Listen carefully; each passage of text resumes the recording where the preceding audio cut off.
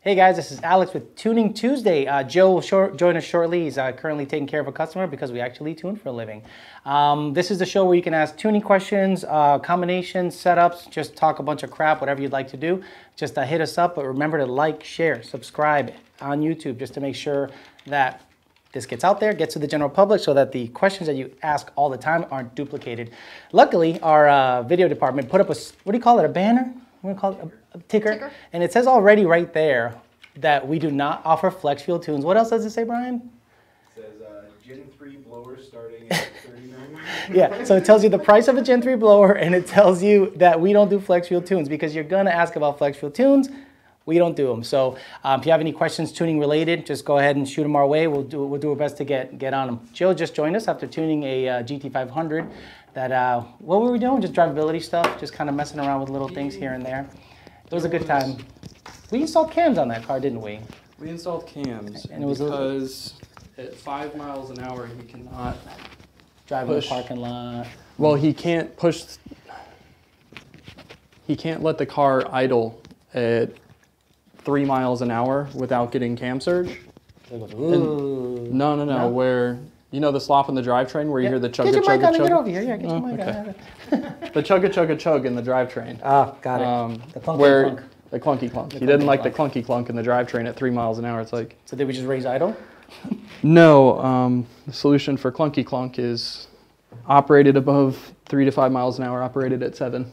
Got it. So yeah, basically, a lot of things been going on the last couple of weeks. A couple of comparisons have been made out there that we've been paying attention to in terms of blower versus blower, but we're just worrying about our own thing. We came back from Texas. We came back from Ponies in the Smokies, where we dynoed a couple cars. We did a bunch of, we did an install, and we just kind of made a presence known in Ponies in the Smokies. I want to thank the organizers for allowing VMP to get up there and do some things. Donnie was up there. Justin was up there. The Focus, the SEMA Focus was up there. So they said it was a great time. It was cold, so, you know, what are you going to do? But it didn't snow. I heard threats of snow, but we were down here suffering with, what, 73? Yeah, it was terrible. Oh, it was 73. I went kayaking in the ice. Joe and kayaking. It was liquid ice, though. Joe and kayaking. Where is that? In Ocala? Okaiva. Okaiva. So it's kind of like over by Longwood. Oh, that's a good name. So, so what do you do? Basically, it's just one of those little spots that has a real clean river, and you just kind of do your thing down there? It's a natural spring. Ooh. With a little spring river. Very nice. With all the nice 77-degree water. Yep. So anyway, so if you have any questions, cooler. Carrie, if any questions are coming through, start blasting away. If not, we'll just keep talking a bunch of stuff about Longwood. Keep talking for a moment. Okay. I'll turn my phone on silent while I have the chance. Yeah, exactly. So that GT500, what did you do in terms of, that's a good thing because this gentleman installed some cams on a GT500, 07 and 10 body style. What was the fix, or was it more of a getting him used to how cams drive fix? Yeah, it was more so that, like, stock, you might be able to idle at 4 to 5 miles an hour, clutch out in a 355 car with a 28-inch tire. Right. You can't, stuff like that isn't as easily possible, if that's a word that makes sense. Is it a 410 car or 373 car, the GT500 that was I believe out that's there? 355 car 355 with a 27.5-inch tire, something like that. So with cams, he was, let's say, used to, without cams, he was used to going in the parking lot first gear and the thing be relatively smooth. Yeah. With cams, you get that chop on GT5. Exactly. You get so when you get into the idle speed, when you're letting out the clutch and you're on the brake a tiny bit, trying to get to 3 to 5 miles an hour, you start to get the cam lope at idle. Right. And it's going to start to jump on the drivetrain slack and duke, duke, duke, duke, duke, duke, duke, duke. And that's nothing really tunable because it either chops at idle or doesn't. Yeah. It's not a variable cam car. Exactly. So you get it over 1200 RPM, Fine. it's fine. Right. Because it's no longer chopping. It's nice and smooth up there. Got it. But saying, anywhere chugga, below chugga, that. chugga, chug. Yep. Exactly. See, he gets it. Yeah, the GT500s, because they're not variable cam, they have a pretty badass sounding with L&M NSRs. They sound absolutely beautiful. Drivability might suffer a little bit depending on your driving style. And it, clutch in, idle. Blah, blah, blah, Yeah, blah, blah, that's blah, what I was going to blah, ask you. blah, It didn't blah. surge. No, didn't Right. surge. Blah, blah, blah, blah, blah, blah, blah, blah. No. Right. It's so only when you was very clutch, steady. so first gear, clutch out at idle. With the car a little would- bit of brake. The car would, yeah. Don't do that. Don't do that, guys. So just drive a little different. You want chop, don't drive at, 5 mile an hour at idle. If you want a first car gear. that drives like stock, leave stock cams in it. Yep, absolutely. That's the thing. We always get a lot of questions about, hey, how will this affect my drivability? And it's not even like the car drove bad. It's just under that specific condition, right around idle, when not putting any load on the transmission, it the gets rid of drivetrain slack, Yeah. clunk, clunk. Okay. Yeah. You get 1100 RPM, it drove perfect. You get 800 RPM, you get the cam blah, blah, blah, blah, blah, what everyone wants when they get cams, aside from the horsepower gains. Right. Exactly. So it's like you just got to be okay with the fact that in that operating window of cams loping at idle and driving the car, there's going to be a little bit of screwiness in that region as compared to a stock car. Screwiness, tuner term we use here Yeah, all very the time. very technical. Anything going on, Carrie? Or we're still going to be, because we could talk all day. I know you can. You've got lots of stuff actually going Okay. on. I'm trying to 18 manifold stuff was interesting the last week. I put a post up that there are these pigtails that allows the 18 manifolds to be put into 15 to 17 Mustangs and have them operate with the IMRC possible. A lot of people thought that we cannot tune it without the IMRC, but Mr. Devon Metz will tell you differently. I just tuned his car with our base file and it worked fine. We can do it both ways, but we like the IMRCs to be active when possible. If not, we'll still tune it, but Yeah, it's not like a we won't do it. Exactly. It's more of it's not a we won't or don't know how. It's, all right, it had IMRC stock. There's no horsepower loss by taking them out, so why take them out? exactly. But if you want to lock them out, we can tune it also, not a problem. All right, let's start with Facebook. Justin says, hey dude, currently tuned by VMP and have been on the same tune for over a year. At any point, is it a good idea to do some logs and have you guys look them over for revisions? Car does have a very minor surge under throttle body. Thanks. Under throttle body, okay. If you've had it for a year and you haven't changed anything, the car shouldn't act differently. If it's had the surge from the beginning, I would have liked to have seen logs so we can hammer that out. But if you're a current customer and you want to send in some logs just to see how the car is doing, and if you have a condition that you want us to take care of, we should be able to take care of it. He says under light throttle. Under light throttle, got it. Usually what we see on older files, if you're going up a slight grade in overdrive at 15 to 1700 RPM, the car, and you tip in a little bit, the cars tended to have a very slight surge. We have since fixed that. Yeah, you can go ahead and send in a data log and we'll be happy to take a look and revise it if we need to. Eric says, I have a tune question. VMP Gen2r, 16 PSI and boost on E85. What would you guys say the max safe timing would be, thinking of having you tune my car? Oh, safe timing. And 10. Did he say which 10 year is it safe. Did he say which year it is? He does not. Or if it's a GT or a GT500? He does not. Okay. Is it a 3-valve? We're not Gen2r, it's a 3-valve. So. Well, but we have Perfect. P51. Yeah, you're right. Gen2r will bolt right onto a P51. Yeah, we need just a little. swap the nose drive. We need a over. little more info. GT500s are low compression. 15 to 17s are Gen2s. 11 to 14 are Gen1s. So there's different thresholds for different cars. So we need a lot more specific info. We can't just say global max safe timing for that car. And if you're tuning it yourself, you can find out by putting it on the dyno. And the moment you stop seeing gains per every degree or half degree, or read plugs. Or read plugs. Old school. Read plugs. See what where the timing mark is on the strap. There you go. Ta-da. Ta-da. Eric says, can you read? He says it's a 5015. Okay. If it's a 5015, if you're 16 pounds of boost. That's like a 69 and a 10 or something. Or a 69 and a 5. It's. Oh, go ahead. There's not really a set number that would be safe on that setup. 20 to 20 is safe. I've seen cars live a long time at 20 degrees, and I've seen people, not me, but people try to put 27, 28 into the cars, and I've seen them have all sorts of problems. We'll call safe 20 if you want to push it a little bit harder, 22, but you're on a stock short block, 16 PSI and E85, you have the octane there. You don't so much have the mechanical strength there. So safe's, again, like we say on the show all the time, safe's relative. But 20 degrees is in the window of what we see cars live a long time at. If you want to push a little bit harder, 22 degrees, you could run 23, but the more timing you run above 20, the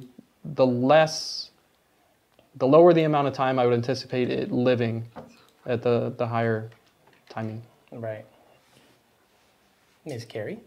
Eric says, can you read active data and data log off a married SCT X4 that is married to a different car? Yes. Sure can. And any X4 can data log any Ford vehicle. Let's stick with Mustang. If you have an X4 off of your 15, it can data log a 2-valve all the way up to a 15 to 17. And it data logs an 18. Yeah, you can data log an 18, you just cannot tune an 18 with a flash BDX. it, correct.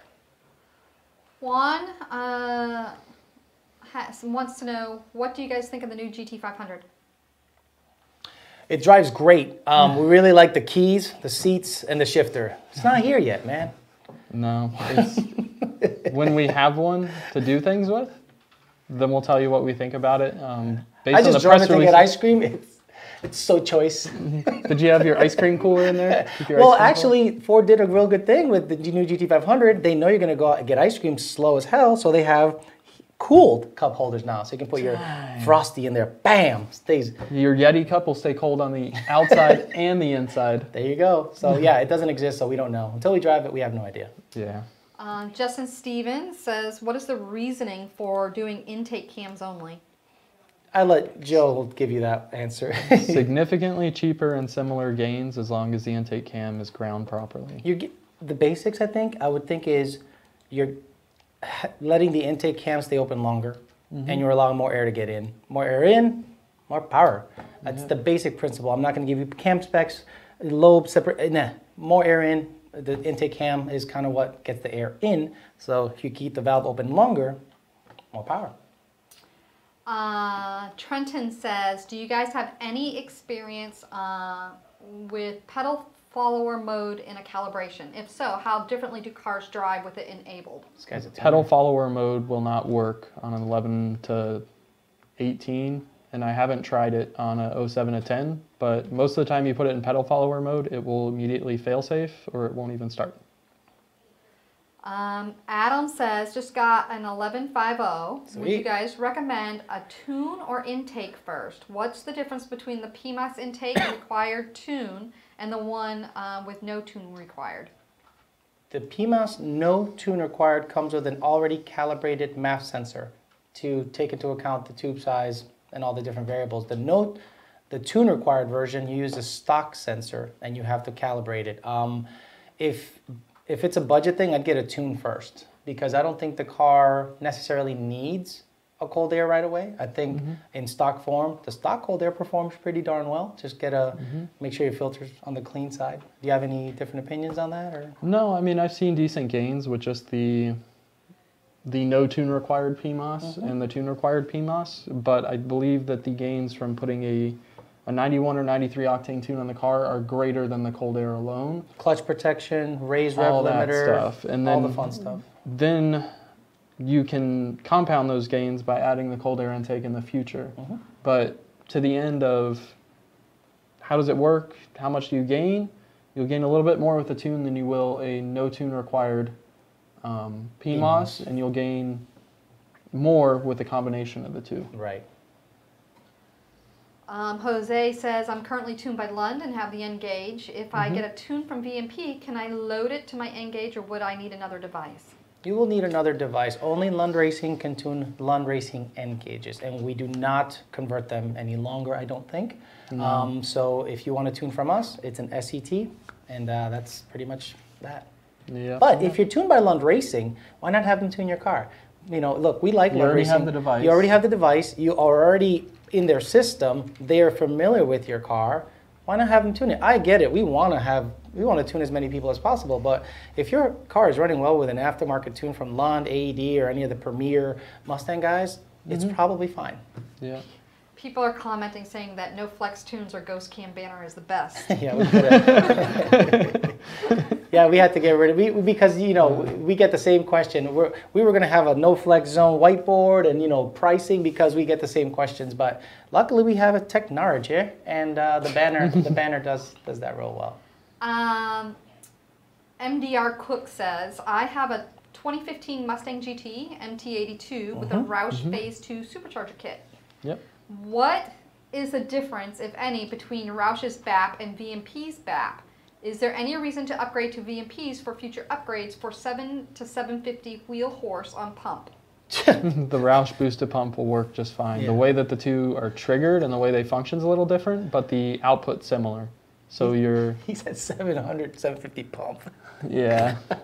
You'll need cams and some other stuff. But that booster will work fine. There's no need to change to our booster if you already have one. That's like... Are theirs on a hop switch on 15 and up? It's on a hop switch. So we don't have to make the change in the tune. Exactly. Okay. We can leave fuel flow threshold stock without having to worry about the pump burning up because it's triggered by a hop switch instead of triggered by fuel flow. Good. Makes it a lot easier for us. So phase 2 cars already with an 80mm pulley and a booster or BAP from Roush will do just fine. You don't need to buy an aftermarket BAP or booster pump or fuel pump voltage booster. Yep. This is just a comment. It says Ray is giving you a shout out saying he loves our kit. His car has made 839 rear wheel, and healthy. He's still adding. He can't wait for the Gen 3. Oh man, it's gonna be nuts. I mean, there's still guys out there rolling out on the old Gen 2 even. Donnie, Just a comment. Ben Calamer. Ben Calmer just went 10-0 at 143 with some junk 60 foot with an old Gen 2. The power is there, the torque delivery is there. The Gen 3 is when you really want to take it to the next level, I think, and you won't regret it. Boost for boost, it makes, I don't know, 20 or so more horse, give or take, and you have the ability to go up to over 20 PSI real easily with that blower. Yeah. Andy wants to know what causes overboost in my 03 Cobra. Overboost. There's, All the boost? No, there is no overboost in an 03 Cobra. So is he thinking, what do you think he's referring to? I do not know what he's referring to unless he has a turbo on the car and he has... A boost controller that's set at 15 PSI or 16 PSI? Yeah. There's a boost dump valve on 03 Cobra stock, but when you have an aftermarket tune on it, most people just disable that, so that's not really of any concern to begin with. And then the next question is? the real question is, where's our other guy? Oh, he's actually doing video with the boss man, some product video, like real nice stuff. You'll see it. It's gonna come out. I love the video they did with the GT500. It is like so, you cannot dispute that. I'm sure you can dispute anything, right? It doesn't matter, but it's really hard to talk any shit really when you see that video. You're like, hey, they covered all the bases, man. Pulley sizes, octanes, 3 different blowers, 18 different pulleys. It was wonderful. I love the video. And I understand that some people had a little trouble following everything, but I think if you either wrote it out or if the article was structured a bit differently, it'd be a bit easier for them to understand exactly the process we went through, as opposed to watching the video through and just kind of your eyes glazing over, because it's information overload for a lot of people. But based on the other videos that we did, where we had a lot of people frankly talking shit because we told everything that we thought mattered, but other people are like, oh, well, what about this? What about this and what about this? What was this? Right. And now we give them all the info, and You they're want to like, put stock manifolds back in the car so we can have a real A to B? I'm like, really, dude? Really? You're going to put cats back on it? Get out of here. Yeah. It's tough to please everyone, but I love that we are the only supercharger manufacturer that gives you this makes this much power on this car with this combo, and we test and this fuel. And this fuel. Yeah. Nate, show me any other video where we show that any other manufacturer shows that level of, intricacy. Yeah, in the setups. Like, so that when you buy a kit, you know exactly what range you should be in. Others go, hey, what will it make on 10 pounds? I don't know. Here's a kit. Hey, what will it make on E85 and 15 pounds? I don't know. Here's a kit. So, I mean, you're going to have naysayers no matter what, but I love that we vet the product properly, in my opinion. Yeah. We test everything. What were you going to say, Brian? Oh, no. We still have YouTube, though. Mark Zuckerberg getting at us again. Yeah, he's been some hot water lately. Are you able to reconnect? I'm not sure. Sorry, guys. It's okay. They have some. As long as you can see us on YouTube, we're good because we get paid. We get paid there. It's all good. But we just need to make sure that people on Facebook know. Okay. So that they can go over to YouTube. That's all right. It's all good. It looks like. Hey everybody! It looks like Facebook might have gone down for whatever reason. We're not quite sure why. Zuckerberg. Just post a comment on the Facebook video. And can hear me. For whatever reason, go over to YouTube. Yeah, we keep on trucking though. Yeah. Yeah. Well, with that said, I guess we'll move over to YouTube questions. That would be good. Although I will, I know. Although I will say that Frank chimed in. Perdomo? Cool. On Facebook. Cool. He said, do you guys have a tune for the 2.3 TBS that will make 650 wheel on pump? Brian, you gotta wait till I'm done reading it to edit it. On pump gas and make the same power on the road course for 25 minutes. He's asking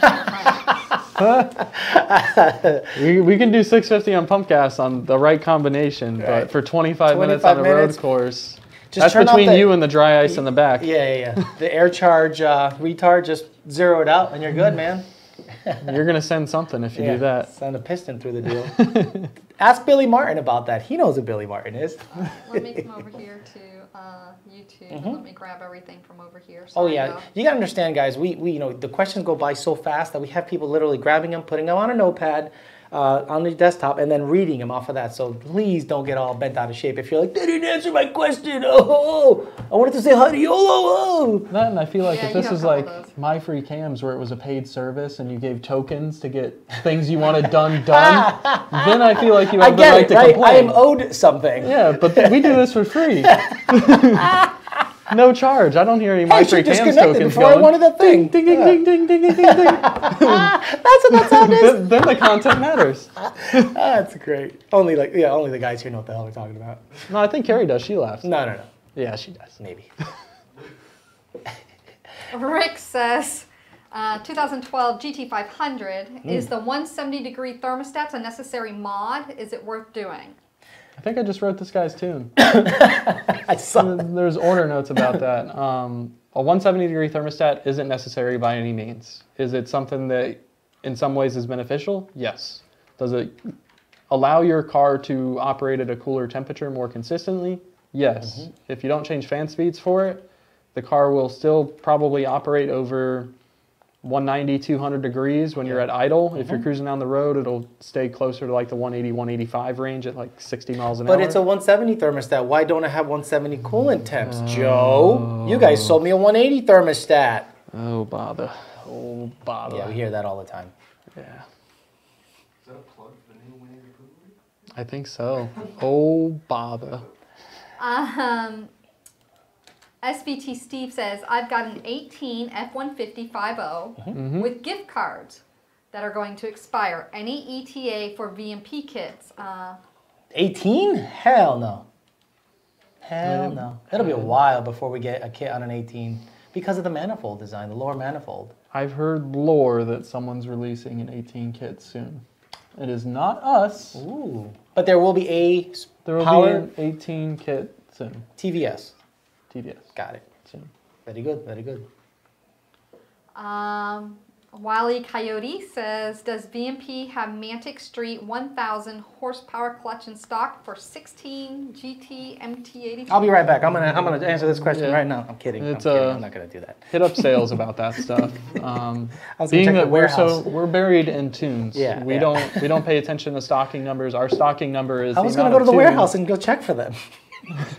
Our stocking numbers are the amount of tunes that we see tagged with processing tune, or how many tickets we have open for ongoing customer support and stuff like that. Parts, we don't do parts. This is Tuning Tuesday. You can do parts. Is there any day of the week that rhymes with P? No? Or it starts with a P? Burnout box, but that's Thursday. Maybe Friday if you spelled it with a PH. Yeah. Farts Friday? Dorian- Farts Friday? Dorian went over to YouTube when we went down. He goes, 18 F-150 for the win. Yep. Yeah. Did you see Matt Burnett weighed his in? Yeah, like 39, less than a Hellcat.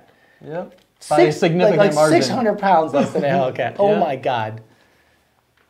Race car. And it's lowered. Nice, dude. It's low. Hey, did a 4.6 drop. I got that in my garage. I just Go. don't quite. What the hell? I don't want the 6-inch drop in the rear. People Why are complaining not? about driveline vibrations. Let it vibrate. So I'm trying to figure out how to get it up an inch. Heyo. Or we all are. Joe. Like Shannon Simpsons. Arrowwood says, Alex the drama queen. he's just very expressive. Yes, I'm just, you know. I'm all like monotone. Yeah, and we straight yin and face. yang, yin and yang. You guys compliment each other well. Ooh, BB.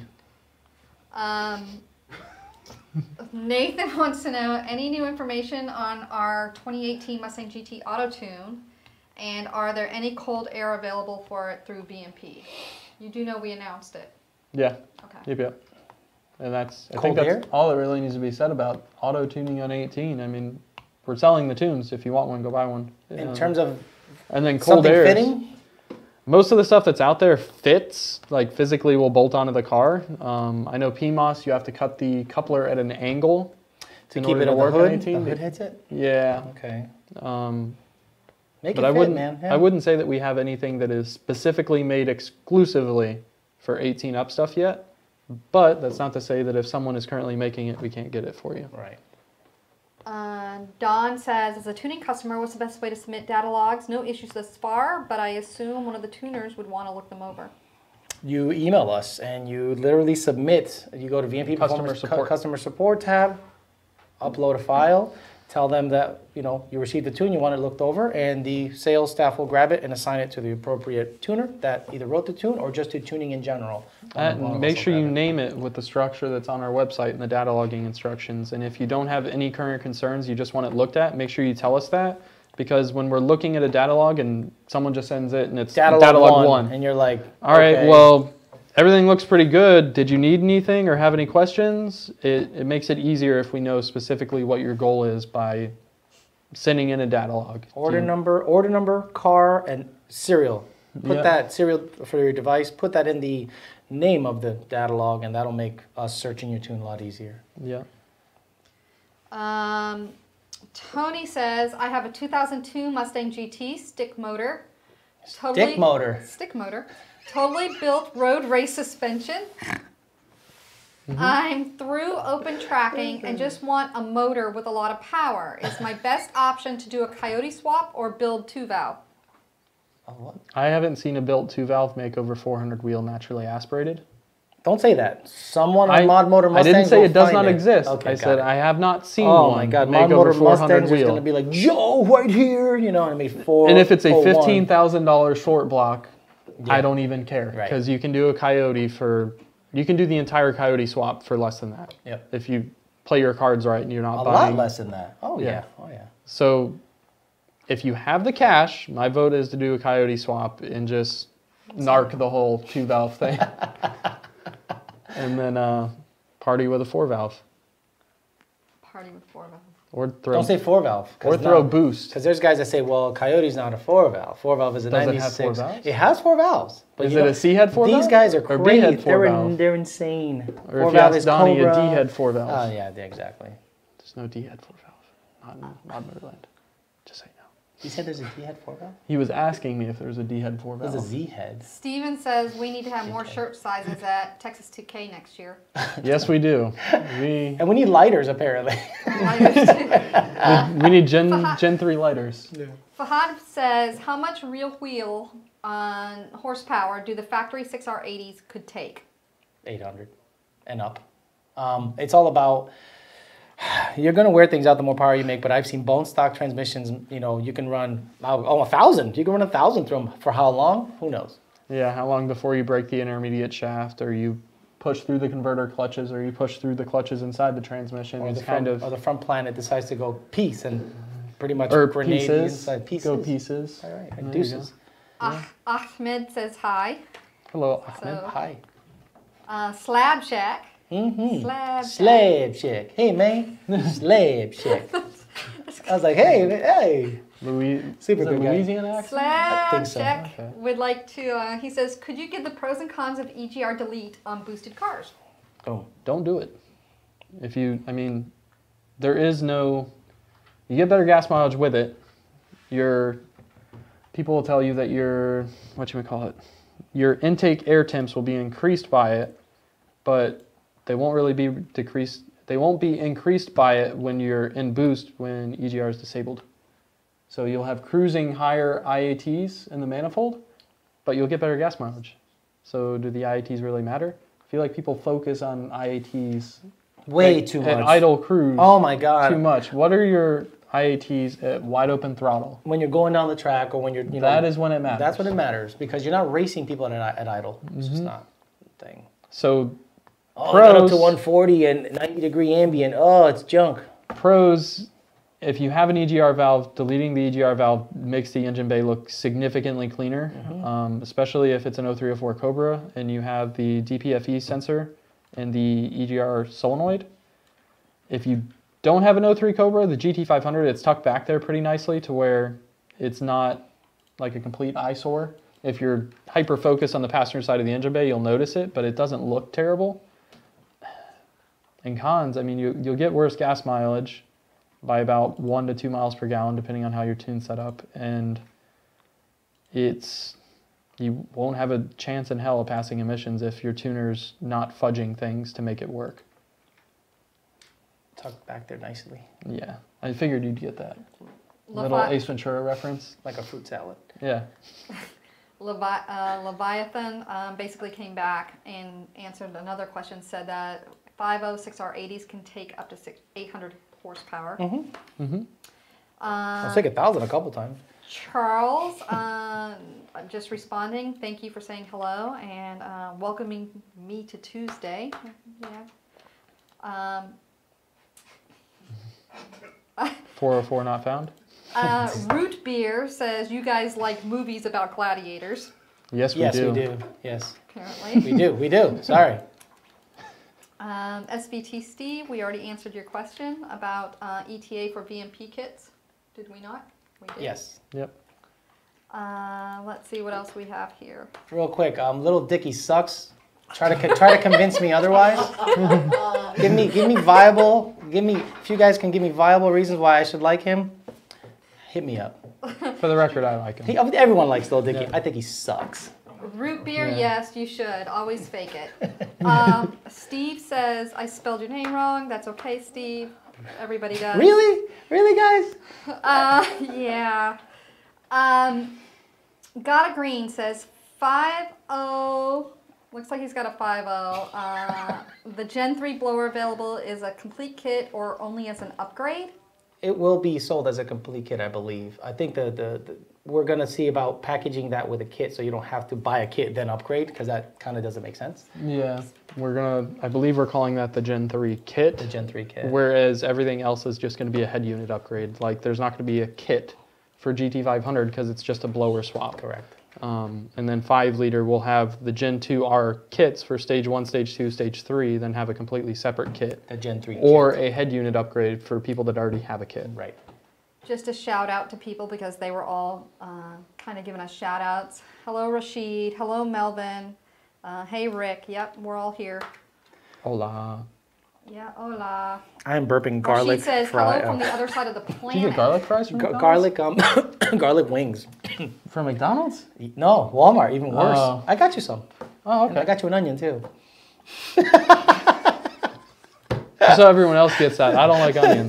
They did get you an onion. I a have- whole got you an onion. onion. I have full a onion. taste bud allergic reaction to it. I taste it and I immediately want to fucking throw up. I'm cleaning out some of these comments. It's Sorry. Are they talking So, about just trash? Or? Mashari wants to know, how do you become a Ford tuner? You don't want to know my story. My story is like the most crazy, silly way of getting And then into Rashid tuning. answered it and said, buy Ford tuning books. Yeah, And by doing. by doing. You know, learn by doing. You could. This is the way I look at it. If a top tier tuner is successful at what he doesn't have time to teach you. The guys that, teachers. What is it called? Those that can't Those that can do, teach. those that can't teach. Yeah, Those or that can do, those that can't teach. Those that teach can't do, and those that Something like that. do can't teach. Right, it's really hard. If you know a top tier tuner in your area and he's willing to have you bug him and just kind of be at his side. I remember listening to the old show with Jesse James when he used to build West Coast Choppers. I used to love that show. He said the way he learned welding was to literally go to body shops or just kind of metal fabrication and everything. He'd go somewhere and just kind of stare at people and see what they do, and he befriended someone, got into it. I think it's similar with tuning. You almost have to know someone that does it well, that is willing to have you by his side and at least teach you the basics, and then you can complement that by books and online classes and the tuning school, all that stuff. But honestly, I don't think you can do any better than doing and then being by the side that someone is like an expert at it. So that's my opinion. It's just real hard to get into it. Like, you can become a pipe fitter by going, to the local union and you become an apprentice program and this and this and that, but tuning is totally different. There's Ford tuners, like Ford top tier tuners, less than 15, Yeah.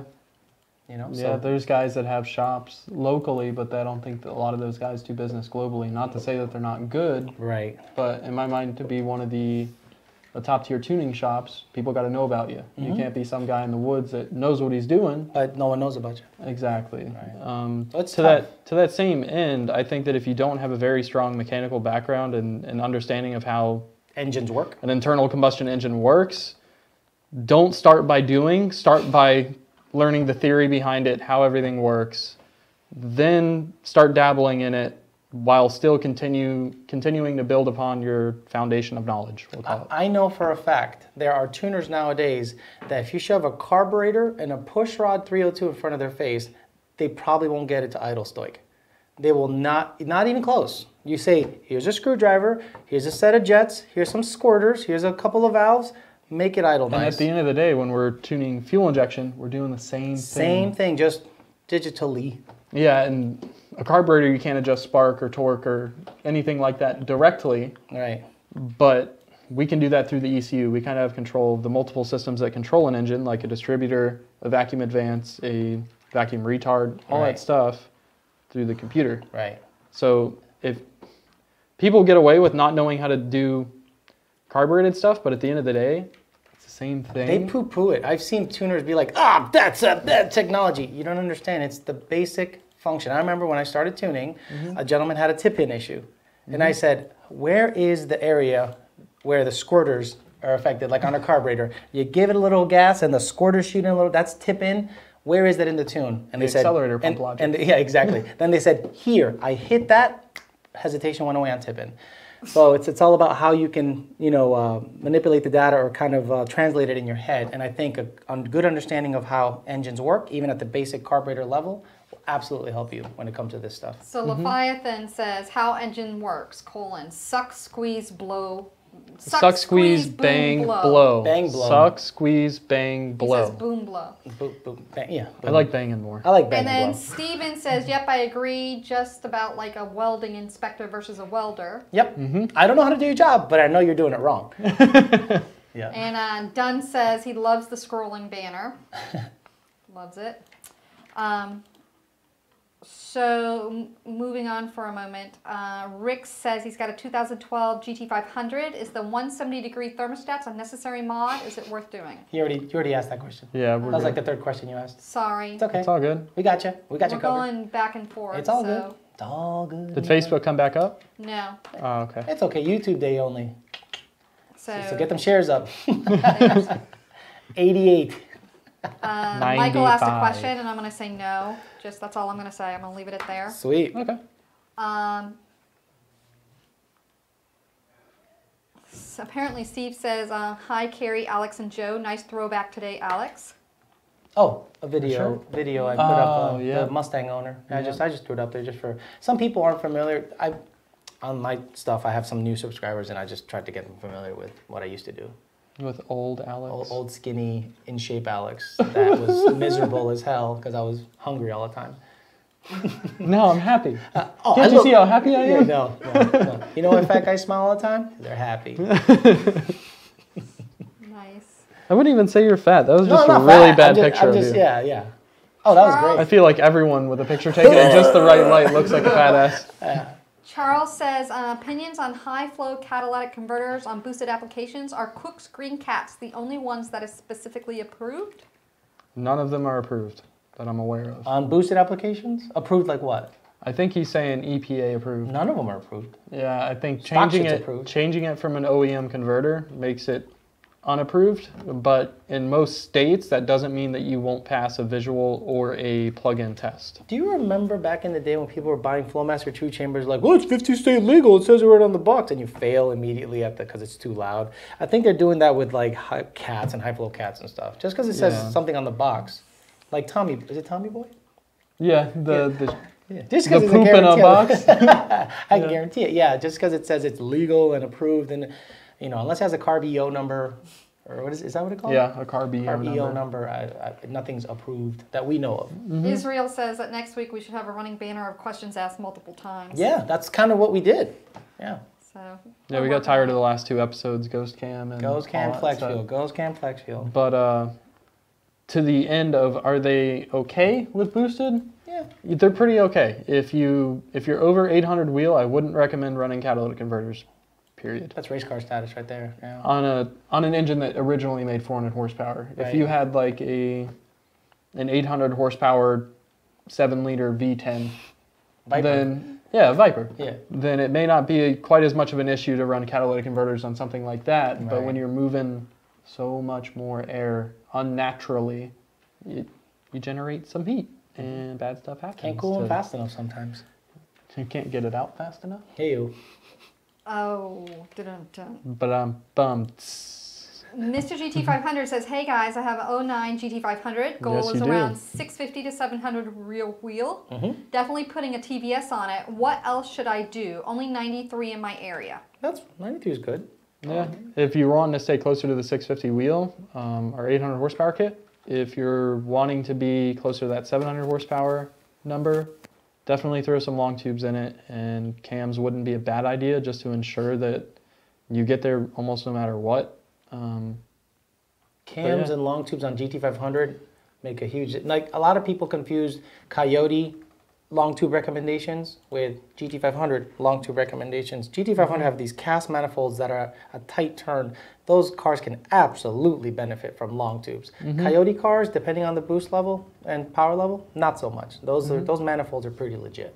Neil gave us a shout out from the Dominican Republic. Leviathan, this kind of goes back to what he said. He liked the throwback. He said, I knew your channel is good advice and it's always appreciated, but he wants to see More YOLO. Yeah, I now know. and It's then. tough. Look, you got to understand. I work in the industry. I start talking a whole bunch of smack. It's just going to make, you know, people that want to do business with this company. Vultures crowd around. Yeah, Stank. exactly. And haters that already want me. Trust me. You know how many people try to get me fired from any job because they just don't dislike me? Many in other companies that are in the industry. So I just try to keep it 100, and actually the channel is growing pretty well, and then the advice seems to be taken seriously. So the YOLO stuff can come in once in a while, but right now I don't see a need for it. But thank you. One for humor, on the new S550 car for Rebecca, did Justin let either of you in on the tuning? No. There's no tuning going on with Rebecca's S550 car because Rebecca doesn't currently have a S550 car going down the track. Her 15/18 is still getting all the suspension and axle stuff done. When it was presented in PRI and during some of the photo shoots and stuff, that car did not have a drivetrain in it. It's a roller that's going to look exactly the way it does when it's finally completed, but we still have to get the engine trans and suspension situation Got new wheels dialed on in it on now, that car. Yep. Fancy new wheels. Yeah, can't wait to see it. I gotta shoot it again. Diggity daffy. I haven't seen it. I have no idea. I haven't seen it either. It's Skunkworks. VMP Skunkworks. Torch 03 says, I have a Cobra with a 2.3 TVS on E85 with Ford Racing 4.6 illuminator bottom end. And I'm wanting to upgrade to the new 2650 TVS. I was wondering, would the 2650 TVS be too much for the bottom end? At the same boost that you're running now, it will not be too much for the bottom end. If you're wanting to push 8-10 pounds more boost than you are without knowing how much boost you're running, it's kind of hard to say. Most guys that are on E85 are up around the 19 to 21 pound mark. If you're wanting to be closer to 27, 28 because you really like to party, you may want to look into some bottom end options. If not, at least some cams. But it all depends on how far you're wanting to push Gen 3. The Gen 3 in and of itself at the same boost level as Gen2r, or Cobra, so no Gen2r. That is, at the same boost level as Gen 2, Gen 3 will not necessarily hurt the engine in a situation where Gen 2 would not have.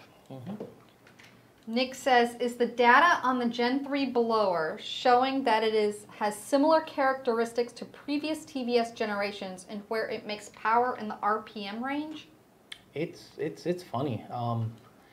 My car feels totally different, but at low boost or lower boost, I don't want to say it's like a centrifugal, but it doesn't hit as hard, but it has so much more up top at lower boost levels. You know, I'm saying like an 85 millimeter pulley or something like that. Yeah, it generates boost differently from a Gen2r, just in the sense that it'll make 1 to 2 pounds less at low RPM, but make the same at high RPM.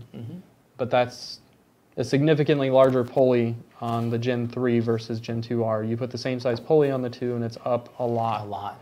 Yeah, it's stupid. 77 Ford Bug says, what's up guys? Question, why do I see some cars with 5W20 and others with 5W50 oil caps and also running Brisk stock application plugs? Was told to gap at 36 with the NA15 Mustang E85 tune or just run stock. Right. 550 is on performance package vehicles, like GT500s, I think all have 550 caps because you're supercharged and you generate more heat.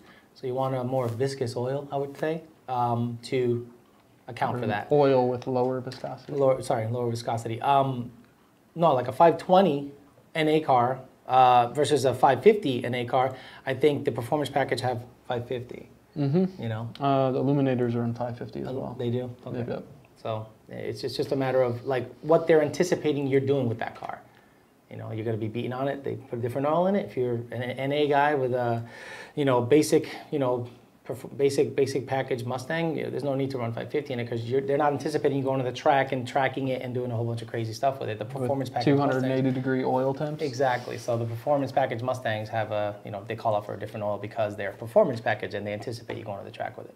Not drag race, track. You know, up and down. Long times at watt. Yes. And then very short transitions to brake, and then more time at watt.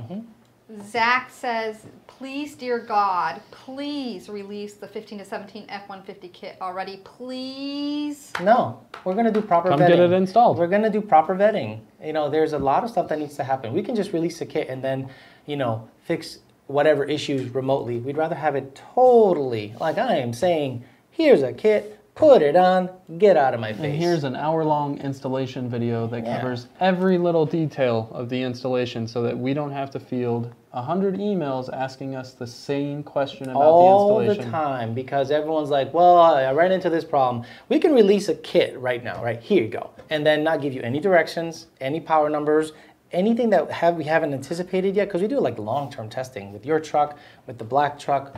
We want to make sure there are no issues, and then we can release a kit. So I understand you guys want it, and you guys are opting for other superchargers. That's fine, because when this kit makes its way out there, you'll see why we do the vetting and how great it runs and how crazy the power potential is, especially something like Joe's truck or the black truck. It's unreal. So we're going to do it right. There's no rush. We don't have to be first to market. We have to be best to market. That's our goal. Steven says, any horsepower numbers are testing for the 0304 Cobra with Gen 3 blower? No. Cobra does not currently have a Gen 3 blower. We have a rapid prototype housing. And that's it. It does not have rotors in it, has not been tested on a car. We will let you guys know when we test it on a car and we have all of the data on it. Just like we did with Gen 3 for S550, just like we did with Gen 3 for GT500. Yep. You'll know when we know. Yep. Team Whole Shot says, how fast has the 4R200 gone? I believe 18s. I'm not sure. Yeah, I have no idea. 18s. Then they encountered some. It wasn't the transmission that let go. It was like a part that let go. I think 2 solenoids got stuck. But the 4R200 I think has gone 18s, and that was only its first outing at Mod Nationals. They haven't, as far as I know that Lund Racing I think has one in their Grey Goose, and they're looking to go well into the 7s with it because they had it on a car that was kind of just put together real quick. But yeah, it's been in the low 8s. I know 6R80s have gone 7s already, and I get that. But 6R80 has been out since 2010. Yeah, and the 4R200 is literally months old. So once they get everything dialed in and get everything going, I think it'll be a really good good option for the race guys. Melvin says, great video on the GT500. Yes, the black, Gen the 3. GT, one we did. yeah, the one Yep. we released last week. Yes. Yep. It was excellent. I'm glad you guys like it. Yeah. Alex, so nice try, says, hey Alex, what are the best snap rings for pistons? Snap rings for pistons? That's what he says. Yeah. Next question. Next Snap question, rings. you got it. All right.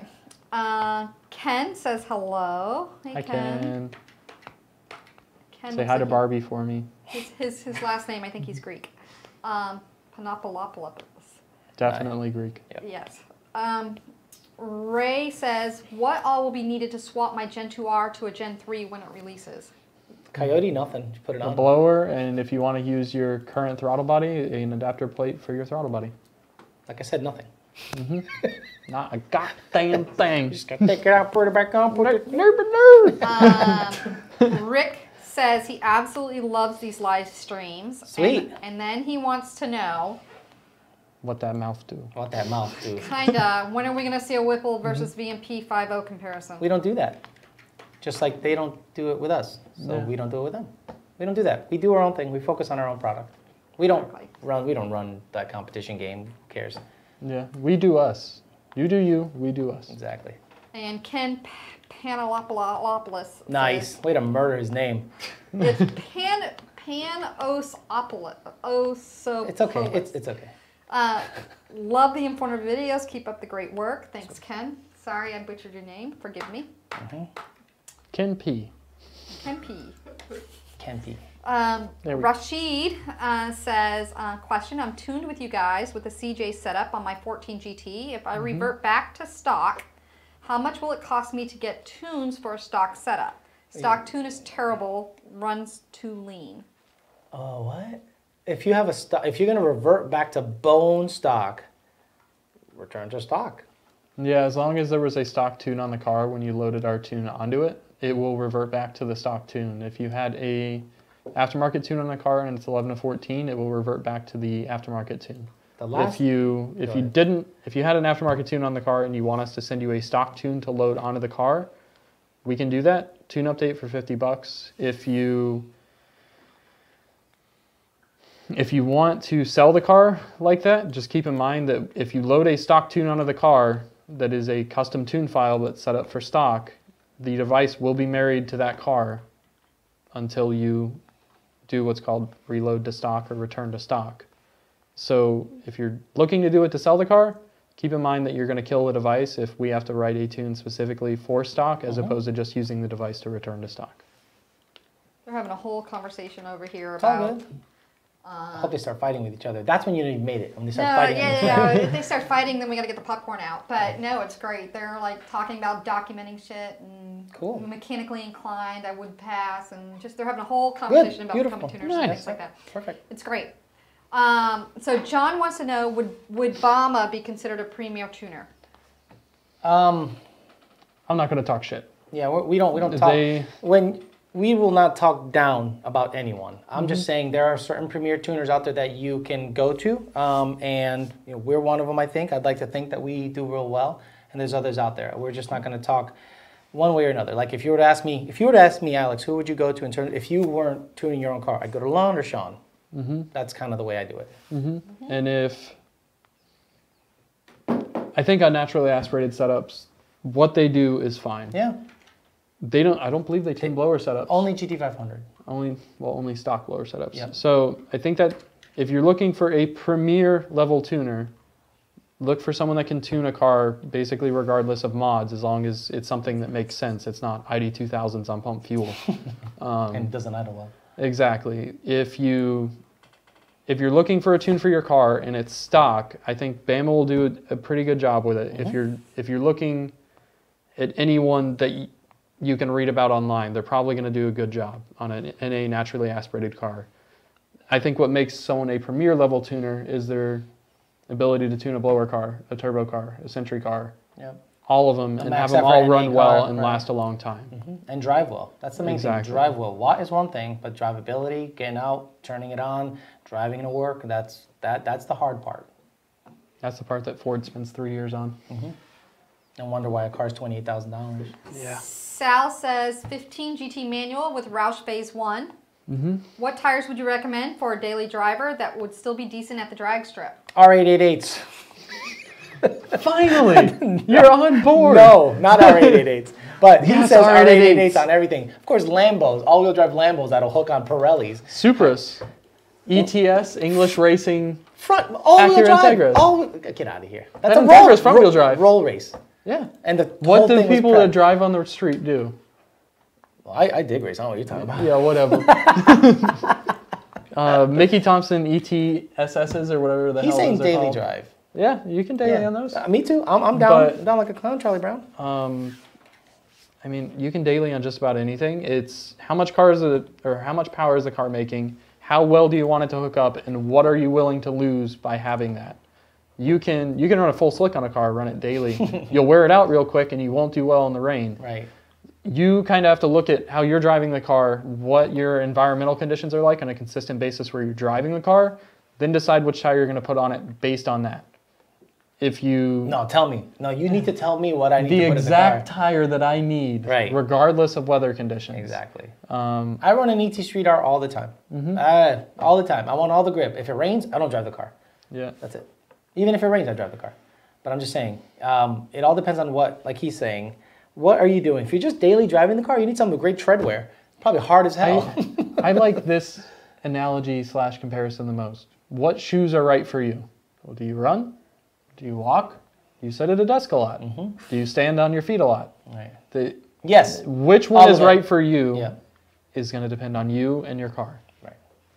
Get with your We have a local mechanic shoe that dealer has cowboy boots on, okay? So look. and a D-ring. There's this whole conversation going on over here on YouTube. It's good. And Alex, you're being thrown in it. It's just kind of funny because Jay's like, not sure about pedal weights though, and Alex doesn't skip leg day, so his opinion on that won't mean much. I don't skip leg day? I definitely don't. It's just... These guys are looking at me a little too closely, man. They're trying to see how big your pecho is. Yeah, my bitch is pretty good. So don't worry about that. So anyway. We'll put it on the table for you. Ah. How about this eggplant? Oh, Alex doesn't skip leg day. He has some pretty sweet legs. So Rick is coming back on, sitting there saying VMP Gen3 versus Whipple. What are they on 6? On 6? I don't get it. Go on 6 instead of go on 3? I don't know. 1, 2, 3. Yeah, I have no idea. Yeah, we just don't go there. I hope they make power. I want to have competition. That's awesome. I'm not saying we're going to be the end-all be-all, and I want other manufacturers to step up and we have a great battle, but to publicly go out and talk shit, basically, about them, or bash them through surrogates, we don't do that. We just don't do that. Nick wants to know who deadlifts more, Joe or Alex? Oh, me. Alex, me by more, far. way more, yeah. I'm in the 5s, baby. Come get some. What that mouth do. Gary says, will your tune / my datalogs tell us what settings to use on a JMS BAP? No. No. No. You want to know what to use at a JMS BAP? You call JMS?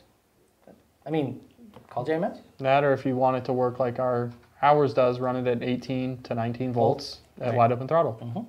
Ta-da. Ivan says, what's the difference from front inlet versus rear inlet superchargers? Example, VMP versus Roush blower. Oh, the 2650? 2650 rear inlet versus 2650 Roush front inlet. The difference? I mean, there's your ability to use different throttle bodies, different cold airs, the total flow that the inlet will make. The rotors are the same. That's about where the difference is, or where the similarities stop. It's a totally different blower in terms of configuration. Like Edelbrock. And bolt pattern. Yeah, in bolt pattern. Our Gen 3 TBS will not bolt on in place of a front feed Roush TBS. Oh, so the lowers are different? Yeah, the footprint's completely different. Got it. So yeah, they're not the same. 2650 rotors, they're the same. Yeah, Edelbrock 2650 rotors are the same. What are the other ones? The Magnuson 2650, they're all the same. It's just the casing shape around it is the only thing that's different. Justin designed his based off his Gen 2 design. Roush, I think, had to work with hood clearance issues with their front feed version, so that's why that's that. I'm sure the front feed's designed just for 18. Just for 18. I wouldn't. I mean, I guess you can try to get it for your 15 to 17, but we think the rear inlet does pretty darn well, so we wouldn't really just get ours. Yeah. Carrie's over there reading and just proofreading everything and just kind of copy pasting. Doing all the things. Exactly. Answering questions. She's probably in a fight right now. She's probably fighting. Yeah, exactly. Fight me, no. Beard's like, no. Beard's is like, I've asked the question. And he was having this whole conversation with somebody else. So I didn't know if he still needed us to answer the question or not. So he's like, I've asked the question, now just give me the answer, kind of. What? The tire guy? Is it the tire guy? So Root Beers, so I get on there and I said, Beards, tell me the question now because there's so many. Yeah. They were having this whole conversation. Okay. So just tell me the question. Relax. Oh my God, Carrie, relax. Need to breathe. So Root Beer comes on and says, now, damn it, now. Okay, whatever. So that was funny. Yeah. Don't worry about it. Beard says, need to know, I have a second gear lockout, high RPMs, Sweet. FBO 2015. Clutch. Is that a clutch problem? Clutch. And if so, what is a good Clutch. one? Clutch. And they Clutch. said the answer is, Mantic. they knew you were going to say that. Mantic. Yeah. Only because I've tried them all. That will be a clutch problem until it's a transmission Then problem. Yeah, then it'll be a transmission problem. I'm not saying the clutch will directly cause the transmission to have issues. I'm just saying now that you're able to get it into gear at high RPM, 7,900, which isn't designed to be done. No, I'm saying that the stock clutch, if you're getting lockout and you try to force it in again and again and again, it'll be a transmission problem. It'll be a transmission problem eventually. You get a Mantic twin disc, you drive it for 500 miles, stop and go traffic, before you go watt in the thing, and make sure it's seated properly. We just go back 3 or 4 episodes. Reference our clutch episode. Jeff Gergo was here. He told you everything in and out. We covered this. We covered tips on installation. In an hour and a half long thing, and just go back to it, you know, watch it, and he answers all your questions. We've answered like 90% of the questions. They get mad. They want you to answer it live, you know. Ramon says, good afternoon, guys. Good afternoon, Hola. guys. Is the power stroke tuning for diesels something VMP ever thinking of achieving in the future as well? Nope. And I know that's something that Justin has done in the past. We don't tune diesels anymore. 13 Celine says, will the VMP supercharger swap onto the older FRPP 525 supercharger kit? Power gains just swapping blower if I keep everything the same. JLT CAI, twin 60 throttle body, long tubes, E85 and 14. 114 pound. Wow. So the old FRPP blower, like the old state Gen 1 thing? Do you know what power, or not what power, what boost, the lowest amount of boost Justin was able to get out of Gen 3? The lowest amount of boost, 10. 10? I think 10 or 11. On GT500? No, I don't know on GT500. I know he had a 3.0 pulley, Gen 3. No, and it made the same boost as a 2.4. Yeah. Same that's boost what as a I'm saying. 2.4. I don't think you can on a physically. Gen 2R. I don't think you can physically get a Gen 3 down to 14 psi boost on a GT500. You're right. So whatever a Gen 2R makes on a 2.4, the Gen 3 makes on a 3.0, the biggest pulley. Yeah. So yeah, take that for what it's worth. Well, he's got a 525 horsepower kit. We were talking about a 670 horsepower Gen 2R. It's still picked up over that. So what is it going to pick up versus his It's going to make 200 more 525 kit? It's Exactly. gonna make it 200 more horse. And you're not going to be able to run 14 psi anymore. No. Unless you put a underdrive lower on it. Right, or a massive upper, a custom upper like a 3.5. Yeah. And at that point, why? Yeah, exactly. Why? Don't Don't worry about the boost. Yeah. Keep your pulley drive ratio and anticipated boost at a reasonable level for your octane, but don't target a specific boost pressure and disregard every other aspect of the car. Like, don't make your goal, I want to run 14 pounds of boost. I don't understand the boost stuff. Like, I understand it, but I don't understand how people don't understand that it's a measure of restriction. So I don't want to run over 14 pounds, it'll blow up. I'm only at 10 psi. Well, plug up your exhaust. Watch it go to 14. Gonna make torque, no horsepower though. Yeah, take an oxyacetylene torch to your cats, heat up the face of them, just the front, bolt it back on. You'll get more boost. Yep. Someone will do that and blame us for blowing their crap up. Watch. Just keep in mind, you do that to increase your boost, you may blow your car up. That's our little disclaimer there. Exactly. Plug your cats, boost goes up. Yeah. Sweet. They'll sound real weird. Hey, it didn't make any more power. Too. Yeah, no, it didn't make any more power, but boost went up. Yep. Ken really wants weird to at the top of the know, pole. do you guys think people will start swapping the A10s into 11 to 17 cars soon? If they're smart, I don't think they will. No, why? I don't think anyone's gonna have that controller figured out on anything that isn't an 18 for a long time. I wouldn't know why you want more gears on if a 6R80. You've almost seen at a certain horsepower level, less gears is better, slightly, depending on who you talk to. Because a lot of people that have a 6R80, a high horsepower 6R80, they're not running 355s or 315s. They're running a 3.0. You know what I think we should start doing? Tesla motor conversions. Tesla motor conversions? Yeah. Didn't Celine now get into Teslas? I saw that at Ponies in the Smokies. I'm not sure, but I think that is the real solution to everyone's problem here. We're going to run an electric motor at 1200 RPM and just let it do its thing. Yep. See you later. Yep. What happened? Huh? Gap Nation happened. Exactly. Ryan says his question's to you, Alex. Since you were an MT82 guy.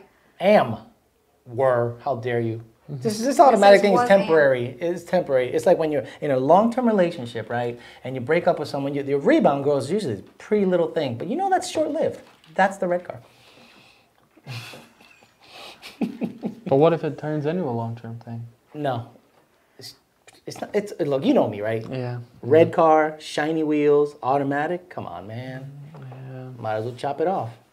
Know what I'm saying? I don't know. I think you'd be okay with it if we threw a 15 in the back. A 15? Yeah, it would get... A 15-inch? A stick. No. 15-inch subwoofer. Because then you could be bumping as you're going down the road, and you'd probably be good with it if you were bumping. Yeah. You'd be distracted by all the bass. You wouldn't be worrying about all the shifting. I think you might be right, because when you drive a high horsepower S550 automatic, it is only fun at watt. Every other time, it's just it depends on who you are as a person. I want to go. I'm not one of those chill out guys. Have fun at autos. Can I finish? No, you didn't finish? Oh, I'm sorry. I thought There was a question. I liked where we were going more. Go ahead. You would like where you're going. Yeah. Vortec V3 setup having issues getting traction on a Hoosier slick booth. You shouldn't be having both issues with street traction. And strip. Advice on hooking up. I have some suspension components done as well.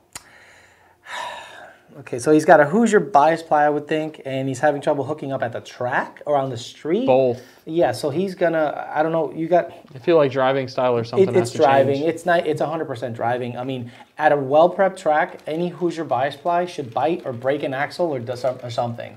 It should break stuff, you know, because when I put... That or maybe he's launching at $7 grand. That's, yeah, you can't dump it out. You're probably using a two-step, which I never used unless you're in boost, or if you're a boosted car, that like a turbo car, I get it. And well, he has a V3, so he might want to launch with some boost, but he might be launching too high. Well, even then. All right, I don't hook up. Decrease RPM or decrease throttle No, until you do.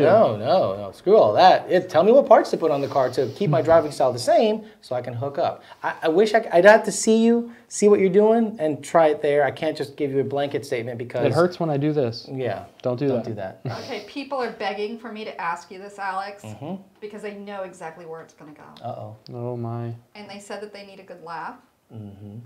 3-valve stuff? Alex, they want to know your thoughts on an LS swap on a Fox body. Yeah, I mean, okay, YOLO has a certain thing. Alex doesn't. Alex is okay with an LS swap on a Fox body. If you want to LS swap your car, and if you want to LS swap a Fox body, you've basically said this to yourself. The Chevy chassis sucks, right? The Chevy chassis is garbage. Or I can't find something that looks halfway decent in Chevy form. The Fox body looks great. There's a ton of suspension parts for it. And as one guy said, it just works. Well, yeah, because it's a Ford. So if you want to go ahead and shove your LS in it, that's fine because you're making a Ford fast, even if it's with a Chevy engine. I don't care. The problem lies when you get gapped by a Coyote car that gets 28 miles a gallon with pump gas. Or when you go to the parts store to pick up a water pump and they ask you what car it's for, And you're like, and you forget, and you tell them it's a 1993 Mustang, and they hand you the water pump. And you're like, wait, what? This is wrong. Where are my steam ports? LS swaps are good because they're cheap. They're excellent. They make good power with a cam and minimal mods. We all know that. Once Coyote catches up, that is literally going to be extinct. Unless Coyote already caught up. People's wallets need to catch up. In terms of price. That's what I'm saying. In terms of price, you'd be crazy not to consider a Coyote car. Dakota says I have a 2012 MT82 5.0 for my daily driver. I want to upgrade intake manifolds. I'm leaning towards the Cobra jet. What would be the best for drivability? Stock is best for drivability. Stock is best for drivability. But that doesn't necessarily Hold on, mean Brian, it's coming. it doesn't necessarily mean your drivability with a TJ is going to be bad. But if your primary concern by modding your car is to keep drivability, don't touch it. Don't touch it. Don't touch it. Don't touch it. Don't touch it. But Cobra Jet's They fun. hate that answer, but it's the real answer. I want it to drive exactly like it did when it was stock. But get more power. Which we can make a car drive like stock. It is not going to drive the exact same as it did stock. Right. Period. Some people don't understand that, but whatevs. It's not to say it's not going to drive good. Yep. It's just not going to be stock. You know, when I bought it, it did this. Ghost- Now it does that. Ghost Production says he's new to E85. VMP is doing the tuning. What should the AFR be at idle? Normally on 2013 Mustang with VMP Gen2r on 79 pulley. If you're getting In a Depends on the sidely story of your return fuel. system. if you're getting tuned by us, send us datalogs. You should be concerned with that. You should not be concerned with that. Don't even look at AFR. Don't even look at AFR. Hit us up. We'll look at it if we're tuning it. We'll tell you if it's any good. How about that? But Apparently she's a rapper now. Who? Yeah, she's making money. Yeah, Yeah, she's developing. I'm doing it all wrong. She's developing pretty nice too. Oh yeah? Oh, you should take a look. Oh, Lord. The Rari comes straight out the roof. Mitchell says, we need to know if it's true about the 2018 intake manifold Mustang. Can you test it out? What? If what's true about 2018? If it makes power, if it makes power boosted, if it seems to make power. Everything we've seen is it makes power. It's cheap. If Yeah, it can get to your house unbroken. If you hear from 5 different shops that something made more power than to something believe else it. did, it probably did. If you hear from one shop that it did and 6 shops that it didn't, it may not. Yeah. Jay says, so what's up with the blue 2018 we have? We don't have a blue 2018. We sure don't. We have a gray one. He's colorblind. We have a magnetic one. Yeah. But It, not- That's all right. It's all good. skunk work shit is happening with that. Yep. Shop work. Mm-hmm. Race car stuff.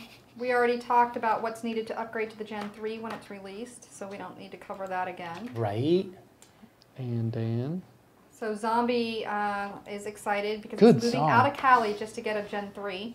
Say what? He's moving out of Cali just to get a Gen 3. I don't know why you'd live in Cali if you want to go. Look, there's plenty of fast cars in Cali. I'm just saying for to be supported remotely by many shops, you'd have to get the hell out of that state. Ricardo says, what's the max wheel horsepower saved for a stock Coyote engine S550 model? I'm going to make this part of the running banner.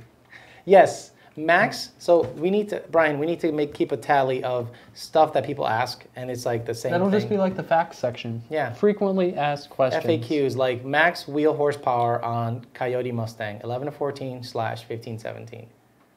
Yeah. There is no magic number where everything's going to go to hell. Nah, man, 800's all good. I've seen many cars. This guy, my friend, he got My tuned by this boy. guy, and he made 800, and it's fine. Then he didn't tell you it busted a rod out the bitch. He rebuilt it 15 times, put a built motor in it, and he's still telling you it's stock because he's a on a grudge racer. 6 R80. Yeah, exactly. And people were just like, oh yeah, 800 for 3 years. No. You know how many guys you know out there that have busted their stuff and you never hear about it, and you still think they're on the same combo? Oh my God. So Dakota, who had the question about the 2012 Cobra Jet. NT82 that we just answered, came back and says his drivability concern was because of the loss down low. Is it significant or not really anything to be concerned Well, that's about? not drivability. That's power. Yeah. Drivability is, how the car reacts as you're driving. Does it have any cantankerous? Does it, do anything stupid with a different intake? If you have an aftermarket intake, anything other than stock that has longer runners, you will lose some, maybe not even noticeable, but you will lose some torque down low. That and there's stuff that we can do to make the car feel like it's making as much power at those lower RPM, lower pedal positions as it did stock. So from a perception end, nothing that you're going to be able to feel really matters at 1500 RPM. Right. It's, all right, if I'm 1500 RPM watt all the way to 7700, how much am I losing at 1500 RPM? Probably not a lot. Right. Steven says, okay, 1500 horsepower and up, a built 6R80 or TH400. TH400. 400. Next question. Michael says, the new Gen 3 compatible with an 03 Lightning 5.4? Hell no. With an adapter plate, it might be. Oh, yeah, but straight on, no. No, it's not a direct bolt-on. Or Steven says he added in after the fact, or a power glide. Ooh, 1500 horsepower. TH400 or a power glide. Oh yeah, or a glide. I've seen many guys with 1100, 1200 go into the sevens easily if properly set up right with a glide or a 400. Sheldon But Lewis. what will that do on Cooper Xeons? Cooper Xeons, I think Nitto G2s, even better. Right, because when it rains, Is that on the prepped or when it non-prepped rains surface? on the drag strip, it'll just take the rainwater and go whoosh. You go How about if I 790s. throw some screws in from the inside of the Nitto 555? Then you got to run flats. What's the best run flat Nitto? Run flat. I don't think Nitto Nitto drag makes radial. a run flat. Dunlop makes a run flat. Run Michelin flat, makes a run Nitto, flat. Nitto, run flat. Goodyear makes a drag run flat. radial. Do they make run flat drag radials? Not that I'm No, aware of. I don't think so. No. That'd be obscenely expensive. Yeah, Can you imagine the run flat market drag for radial. that? Like 5 people? 3 guys. We were close in number, though. Yep. Leviathan says, just received my 18 GT intake manifold and IMRC harness for the 2016 GT. Cool. We'll have it installed by Friday and we'll be posting detailed install vid review. Cool. Sweet. Amos says, hey, I want two cams on my S550. What do you think? And with a Cobra jet, I guess, and? Okay, it'll make power. As Okay. depending on the cams you get. And the fuel you're using? And the fuel you're using, right? And if you're the using altitude and the dyno? and everything. Yeah.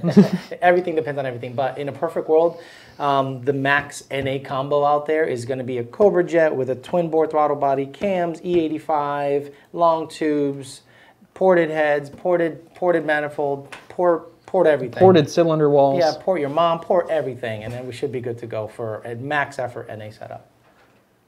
Shannon says GT500 fuel pump upgrade. Which ones and why? 750 real wheel.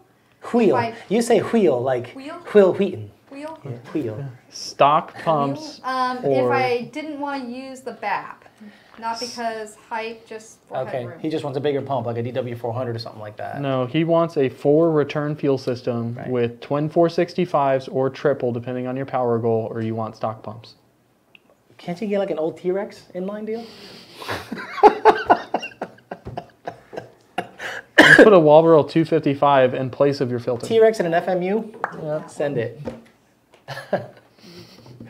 CNL Is with it the the same tubing question we backwards. asked earlier? What causes lockout going into second gear? 1.7 rockers. Clutch RPM? issues, yeah, we Yeah, covered that's that. clutch. Right.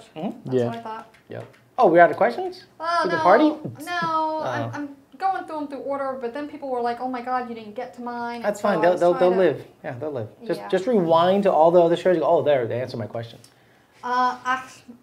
Ahmed says, I sold my 14 Mustang and I'm looking for a new one. Should I buy a 17 or 18? He wants to boost it. 17. Unless you want to wait a year for everyone to get everything figured out. They got it now. Come on. Yeah, 17. They're, those guys. 17. It's figured out. There's many options. Us, Whipple, ProCharger, Paxton, Vortec, you name it. It's all out there. Turbos. The turbers. On top of turbers. It's all, you know, that's, if you want to With boost some it, turbers. since you didn't say which boost. Apparently everybody wants to group hug you. The two Joe? of you. Yeah, The we're, two of you. we're good people, Oh, man. my. Want a group No one hug? else. We can Look. touch tips too if you guys want. Oh, all day. But it'll be more like this with me, because Oh, cool. We'll make the star updated.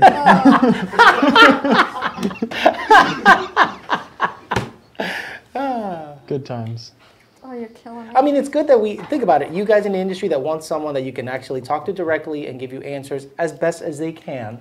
No one really else is doing that. That's why this show was devised by Carrie and Justin, and it's been a good time so far. Caesar wants to know, root beer wants to throw in a spoon. Caesar wants to know, what do you spoon. guys I like think big about spoon. AED tunes? Say it again. What we think about AED tunes? We like AED AED. tunes. We like AED. Sean does a great Sean job. does very good work. He has probably the quickest NA S550 car out there. And he NA 11 to 14 cars. He's like an NA specialist, but he's also very good with any boosted application. He's a great tuner, great guy, knows what he's doing. Mm-hmm.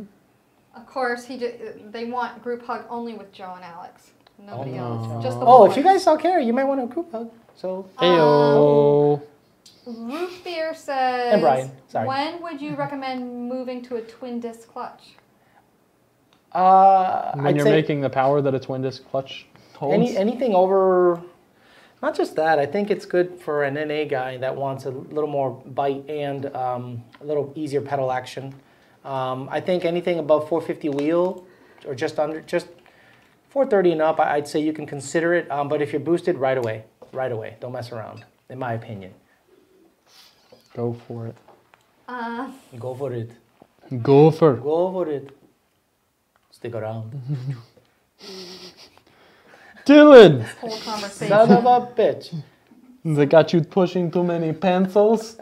What's his name in the movie? Arnold Schwarzenegger. Is it Stryker or something stupid like that? No, not Striker. It's Hutch. Hutch. Hutch. Yep. Amos says, hey guys, I want to do cams on my S550. What kinds of horsepower numbers could I get with a Cobra jet? You can get all types of horsepower numbers. You can get low ones, high ones, Little little ones, ones, small the ones. small little ones. You can. Can't hum. I can't. Look at me. You got everything. I got You got nothing. everything, Carlito. Carlito, go ahead and kill me. Numbers are going to vary, man, especially depending on what cams you put in the car. There's not really a set number your car is absolutely going to make, plus or minus 3.5 horsepower, Right. plus or minus 5 torque. We saw an S550 here, tuned by us, make 490 wheel. Here, tuned by us, make 490 wheel. But here or there? Here. Okay. And it was a badass car. Never went to the drag strip or anything, but it made 490 wheel on comp stage 3s, ported heads, Cobra jet, manual car with long tubes. Like a 5-legged spider. That's stuff. I'm sure most others, right? I'm sure others have made more, but it made 490 here, and he was happy. Dorian says, how high is the VMP So high. 18A10 shifting? So high. All the way up. We don't know. I've tried as high as 8. Pretty consistently, I leave it around 7,700, 7,800. Leviathan says, hey guys, I have a 16 GT50 and running E85. Do you think fuel lines and seals They're fine. thing bad will be an issue? They're fine because Even buff. pumped gas has going bad, sorry. Okay. pumped gas has 10% to 15% ethanol. So if In some states, 30. yeah, in some states 50 something. Yeah. If it was a bad thing, the manufacturers would have taken that into account since we've had ethanol and gasoline since what, the 96 or 97. Exactly. So it's not going to hurt it. It will buff. Steven says, I do have a good question. I would never consider myself a true mechanic, but I just installed the 3-inch Corsa Extreme and 1500 horsepower half shafts. I also have the OPG gear and sprocket. You think I can do it? Do you? Do you think I can do it? I think do you think you could do this? I think if you can find a video or a decent set of installation instructions and you're not... He says he also installed the one-piece drive shaft in his car. Half shafts, no problem. Oh, OPGs, you need to... The biggest thing is pay attention. a ton, like read To slowly. to the letter, follow Yeah. the instructions. It is different than 11 to 14. You have no idea how many people we get that say, hey, I just installed Camden 15, runs like crap with your tune. No, it runs like crap because you didn't time them properly. So read carefully. If you can follow directions really well and you can read well and comprehend what you're reading well, you should be okay if you have decent mechanical knowledge. And keep in mind, if we're not tuning the car, that when you start the car without a tune update, it should sound fine. It shouldn't go jigga jigga jig, jigga jigga jig. It should just start and run. Yep, even without a tune update. Even without a tune update. Not saying you shouldn't get one. You should definitely get one. But if you're just looking to test stuff, say you put the car together, it doesn't run right on the tune, revert back to what your tune was before. And if it still doesn't run right, yeah. It's not the tune. Right. It's something hardware-wise. Right. Jonathan says 14 Mustang GT, Roush cold air and axle backs. What power can be expected with a VMP tune? In the 4s. I just don't know how sweet your fuel is. But you'll be over 400. I'm not going to tell you 430. I'm sorry, I'm not going to tell you that. I've had cars make that before. Yeah. But they had good fuel. But they have real good fuel. So it all depends on your fuel and how happy the car is. I've seen cars with 115,000 miles make more power than cars that have 30 because they're looser. They've been around the block a little more. If you know what I mean. But, because, they're loosened up and experienced. Yeah. But cars that are a little newer and tighter are harder to break in. But still a lot of fun. King Cobra says, when are y'all putting a turbo on something? Well, We've put turbos on stuff before. we actually are building Reference our EcoBoost Mustang. That's true. And we are building a turbo car here for a customer. So, we're VMP Performance. We do superchargers. So. Performance. Not specifically just superchargers. Right. Jason Perry? I know Jason. We just did his. He said, tell us about plug gap and what you guys like to recommend for boost. Vortec JT for me, as you know. He has a JT with like a 3.3 pulley, I think. He's going to be like 13 PSI. Or he's going to be making decent power. So I'd like his plug gap to be in the 25 to 28 2.5 range. fingers? Huh? What? So I would say, they heard that. I would say 28. Start off there. We'll see what it looks like. You're going to be on pump gas, I think. I didn't see you put in an update for E85. So start at 28 and boost. Keep it under 12 right now on pump gas, way under 12. 10 to 10 11 if you can. I don't know how JT trims. They're pretty, it's a good sized blower. Yeah. So I want to make sure you don't go crazy with it because I've seen guys come back with logs and that thing's making like 1.9 load. I'm like, It's what like- is happening? What do Knock you do? sensors are at Oh, plus they're 4, plus hating 6. life. It's I'm like, what what is pulley- happening? Like what pulley's under the 3.3? I'm like, oh my God, dude, it's pump gas. It looks like Ticket Lawyer, TKTLWYR, Ticket Lawyer. Ambulance chaser says. Have you guys developed a tune that deals with the muffler bearing issue on the 18 GT jet? Heads up, he wanted you to read He wanted that. you to read Of that. course. Very good. Nothing very. Yep. I got a few good ones for him one day. I'll share them with the audience. Yeah. On 11 to 17.50s, would you see more gains from an intake in 93 tune or larger injectors in E85 tune with stock intake? Ooh. I lost it about halfway through. I'd say, would you get more gains for an 11 to 17 Coyote out of a intake in 93 tune or E85 in stock intake? Intake as in cold air intake or Yeah, intake sorry. manifold? Cold air. Cold air 93? Oh, the conversations. That's okay. E85 stock cold air Mhm. tuned. Agree. Well, she looks disgusted. She just looked up and was just like, oh. She just hates Are they us 'cause talking a she whole bunch of hangs. junk, Carrie?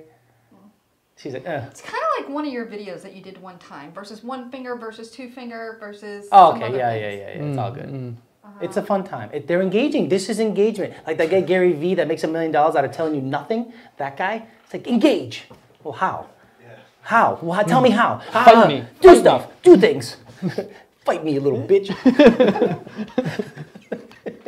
Rashid says, "I'd like an Big deal. aftermarket Want to fight tune. about it? Sorry. Rashid would like an aftermarket too. Okay. I'm keeping my baby TT. Go ahead. I have a tune from another tuner, and I'm not very happy with their tune. I generally think your tunes are better. Okay, cool. Yeah. Okay. So, Whatever. I refuse. He's not done yet. Oh, And then War and Peace kind here. of Let's trailed go. off. Man. I And refuse then- to use their tune, but I also despise stock tune. Okay. Run stoic at watt until fuel tip in at almost 6K RPM and makes good power. Kind of pointless. He's probably got traction control on or some shit. Dude. All right. Or it's a GT350. Oh, so you have to hit the base fuel table or the cold? No, he's saying stock tune. Because stock tune Stays a will do stoic? that too. Really? Under some conditions, it will stay stoic. Is that the timer deal where you have to the override? There's an open loop time delay, and then there's You're a right. there's a whole bunch of shit in those. Yeah, Especially yeah. if your load's really low. Like if you're up at AO, Hey, if you're up at Never. altitude, those things will run stoic for a while before they go to watt fueling or Screw all cap that. I'm going to protection. try and get through what I have in my list. There's Okay. a bunch still over on Yep. YouTube, but they're having conversations It's all and good. all this other stuff, so I'm not Engage. going to worry about them. do stuff. I Get know, out of the right? house. But we're like at 3:01, so I'm That's going to okay. get you guys out of here because I know you My have food's work got to to do. be so cold by now. Your food is garbage right now, but it is Walmart chicken tender thingy, so. I'm DTF Right. still. Mantic or RST twin disc should get rid of lockout, correct? Yeah, Yeah. either. Apparently Beards just wanted to hear it from you. Yeah. Just some guy says most power out of a Gen 3 with Trinity or Gen 3? Most power out of a Gen 3 with Trinity or Gen 3? Yeah, You're going to makes get more sense. out of a Gen 3, I think. Yeah. If it's max effort, yeah. Well, I think but the same size pulley on both of them, Gen 3 is going to make more. Yeah, same. I don't care what's done to the Pulley Trinity. for pulley, who cares what's done to the Trinity? Yeah. The Boost Gen for 3 should make boost, more. Gen 3 is going to make more. Yeah, that's what we think. There's not really a situation that I would anticipate Trinity making more than Gen 3. Yeah, just Unless because of the Gen rotors. 3 is at 16 pounds and Gen 2 is at 19 pounds. Yeah, we've seen some comparisons out there where certain other things are at more boost and they're comparing it to ours at less boost. Whatever, you know, it's, that tells you everything you need to know. I have a blower at 14 pounds. It makes more than your blower at 11. Yeah, That's weird. kind of like it should. Yeah. You've added more atmosphere to your air pump that pumps air. GT350 intake manifold or 2018 GT intake manifold for twin turbo 17 GT? Both Like of an them. 05 GT350? No, No, not sure both. isn't. They both. What are you saying? I know that the 350 keeps making power after a certain RPM because it was in the 350. I don't know where it trails off as compared to the 18. I haven't cared to make those tests or care about it. Under boost, a lot of the guys want the IMRCs closed because you don't want 20 psi going through IMRC, whatever, even though they're open, whatever. We haven't made those comparisons yet. Stay tuned. Go on Facebook. We're probably not going to do that. So Stay tuned though. yeah, 350 We intake might. manifolds make What causes 2.7 absolute load at watt? Cars making 680. Wheel pulls good to 7,500. What are your short 2.3 trims? Gen 1 Whipple on 14 psi. What are your short trims? Well, he said absolute load. Absolute, don't not even look at absolute Oh, load. okay. So it's You're looking at load the is wrong fraction. load. Yeah, load is a fraction, air fraction. load, or just load. Right. If you're looking at absolute load, that good luck correlating to that to anything tangible from a user end. I have a 14 with a CJ setup. I know 178 long tubes are great for boost. Would I benefit from upgrading to 158s, 1 3/4 quarters, or are stock manifolds sufficient? Stock manifold are sufficient with a Cobra jet, but if you want some, you know, free up a little horsepower and you're gonna buy headers, just buy the bigger ones because I guarantee you're not gonna stop at a CJ. You're gonna go boost eventually. So just get the 1 7/8. You won't lose anything. Just the tip, only for a second, just to see what it feels Just a tip, like. just see what it feels like, yeah. We'll see where things go. Jonathan says, what kind of power numbers and track times can I expect on my 14 GT with Roush intake and axle backs with a VMP tune? He's in South Florida. This is the guy, I'll answer this like Joe. Track times are highly dependent on the end user, and depending on your driving style, they can vary quite a bit. You're using too much. Too many? Oh, okay. Too many. Variable in driver style? Okay, Yeah. got it. Well, no. In your tone of voice. Oh, I can't. You're going too many places. Okay. You got to stay static. Static? Static. Driving style, ET will depend on driving style and See? conditions and fuel octane. And profit. Profit. Done. Cool. There you go. I like it though. I wish I was Isn't like it nice? that. It is nice. You It's know, much simpler. no emotion. My problem is I'm too emotional. What'd you say? Mimsy! Shut up, Mimsy. King Cobra says, my F-150 2015 50 has a real bad delay when I stick the throttle doing 45 miles per hour to a watt pull. Will a tune fix it? It depends on what specifically is happening when you're having that delay. Is it shifting from sixth to second? Yeah, the Donnie Renfro downshift. You know, that long delay, depending. If you're going 60 mile an hour and you have three, what do you have in the rear of your truck? My truck? 315s? 355 in my truck. Yeah. If you do a 6.2, is there a long delay? I don't think it's long, but I might be considering that the transmission's doing a lot Right. to get there, and the ECU's doing a lot to jump from that to that. Right. I think that's what he thinks it's going to go instant. Wow! A lot. It's just not right. Yeah, it's not going to do that. Ken says, is there drivetrain vibrations with a one-piece drive shaft? Depends. Yeah, I've experienced some, but I'm willing to have a little NVH to exactly, Joe. I'm willing to have a little NVH for the strength that a one-piece provides, but there can be, so keep that in mind. There's a reason Ford made a two-piece, and it wasn't for strength. It was for, you know, Them driveline resonance. angles, so- Yeah. Blaine is asking, do you guys trade Gen 2 blowers to upgrade to Gen 3? That's still to be determined. Thank We're you, working Carrie. on that. Thank you, Carrie. We'll just turn the reins over to her. Yeah. You got this, You Carrie. got this. You've heard us enough. Why don't See? you answer the next couple of questions? Let's go. Let's see what you got. Come on. Let's You do it. learning? You listening? Are you giving me a hard time? Like No, always? we're not. We're dead serious. I'm being We are serious. dead serious. I want to see. You guys, they love to give me a hard time. Oh, I'm not giving you a hard time. All I day am long. legitimately curious. She probably knows half of the answers by now. That's what I'm saying. Because she Yeah. hears it all the time. What's the max wheel horsepower on stock internals for the Coyote Engine S550? See, you You had know to have heard this answer. question. You know this answer. Let's go. Come on. Go. No. I think, what did we say? It all depends. Because I've seen guys, we already asked this question. Or answered this question. Basically, it So, like- depends. I've seen guys pop at 650. I've seen guys live at 800. You never know. Luck of the draw. It's a mass-produced engine made by robots somewhere. Yeah, so you know, it's not something where it's one guy's building it and has a real tight specs, and I can give you a number. It depends on the conditions. Yeah, You could have a car run at 800 forever. He goes out there on a 140-degree day, Whoopa.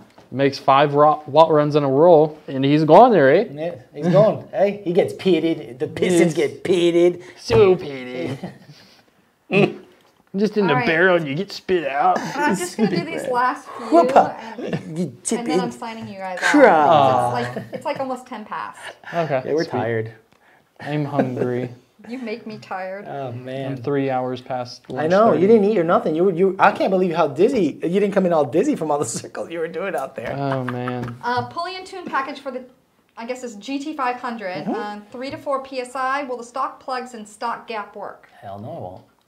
I mean, no. Will they work? 3 to 4 It'll PSI? start up, idle, and cruise around all day. It'll why? You go into boost. I actually have a meme that I made in our room. I'll have to look it up. Yeah, it's like, hey, I installed the blower kit with my plugs gapped at 050. It Is that breaks gonna up be a at problem? watt. Right. Is that going to be a problem? Or what's the problem? What's the problem? And it's the little hair thing in the hand that's like this. It may or may not be your plug gap. within reason, you can't go too tight on plug gap. You can go way too big and screw everything up when you get some cylinder pressure in it. Rule of thumb is keep it between 28 and 32 and you're pretty good. If you're like 14 pounds on a GT500, you can be up at 32 and be happy. If you're 22 pounds, you want to be closer to that 28, maybe 26 range. If you're higher than that, go even tighter. But within reason, 28 to 32, you shouldn't have problems. Any gains running 92 octane ethanol-free pump gas on an 07 GT500 TVS and VMP 93 octane tune? Nope. No. But it doesn't have ethanol. Okay. And it also doesn't have knock sensors. Right. So it's going to run the timing it's commanded to Run run. what it runs, like a Cobra. So Root Beer, who wanted the group hug with you guys, Right. only And with you Spoon. guys, and Exclusively with us. Spoon, whatever else, and then who was questioning behind the scenes over here why I don't just give you guys computers and then you can just rattle off all these questions on both channels. No, then we'd be a little distracted. I mean, I understand what they're saying, but well, and trying to keep up with both channels and keep up with all the questions, as you know, trying to get it all because there's so much. I mean, I guess we can't have him on YouTube and me on Facebook, but hey, We could There's just still do a split lot of screen, questions you lose YouTube on. and Facebook. that's okay. That's why. But here's the thing, it's circling around. It's kind of like He government. loves you guys so hard. Oh, yeah?